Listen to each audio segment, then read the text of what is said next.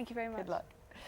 So when Cat Stevens converted to Islam, he turned his back on pop music, but Yusuf Islam, who sold 60 million albums under his previous name, has now decided to return to the recording studio after nearly 30 years. Yes, he signed a contract with major label Island Records. Razia Iqbal has been talking to him about his music, his faith, and how his son inspired him to pick up his guitar again. Where do you go? Where do you go when hearts are closed? He is the artist previously known as Cat Stevens, and his journey from mega pop star to prominent Muslim has been a profoundly spiritual one. Now, though, he appears to have come full circle, a recording contract in the bag and an album in the top 10. So are you back to being a pop star now? No, I'm too old for that, and to be honest, I've done that.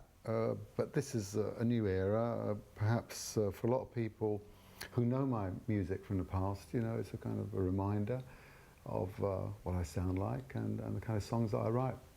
A lot of people are nicely surprised. How can I try to explain?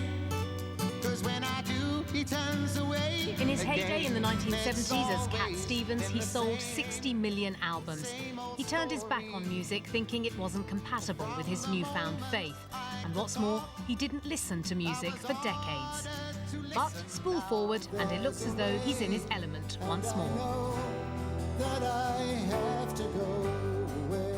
You could call me a musical pod, you know, like I've been hidden for a long time, you know, buried or whatever, and then suddenly it's opened up, and wow, I mean, I'm discovering these treasures, you know, like they were just like left there yesterday. And I think that's the refreshing thing for a lot of people, is to hear that kind of sound, that kind of approach and style to songwriting again, and I think it's the right time. It's a sort of time capsule, Yusuf Islam. Yeah, I've landed. How much of a role did your son play, because I know he's a musician, in you deciding to go back into music? It was he who got me back, you know, with guitar again, because he brought back the guitar one day. There it was one morning, and I kind of was alone, you know, it was just me and the guitar. And I decided that time, you know, let's get to know each other again. And it was so natural. It was very easy, like breathing. One song on the album is inspired by the incident in 2004 when Yusuf Islam was refused entry to the United States. No official reason was given, but in the album, Yusuf mocks the incident. I arrive and suddenly I'm confronted by 7 FBI agents saying, "Is your name Yusuf Islam?" I say, "Yeah."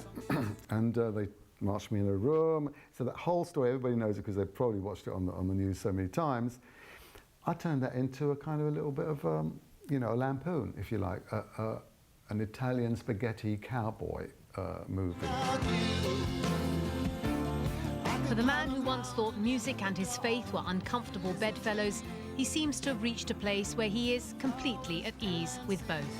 Razia Iqbal, BBC News. And you can see Yusuf Islam live with Andrew Marr on Sunday the 24th of May at 9 o'clock in the morning. Delighted to say